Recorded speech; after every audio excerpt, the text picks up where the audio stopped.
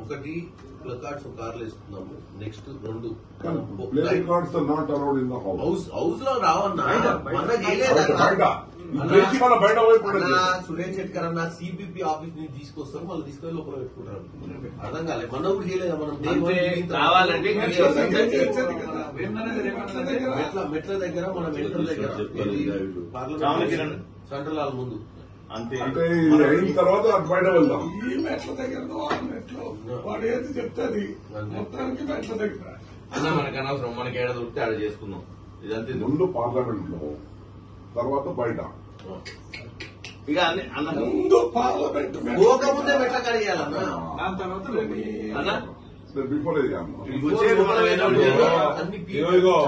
10:30 to 11 o'clock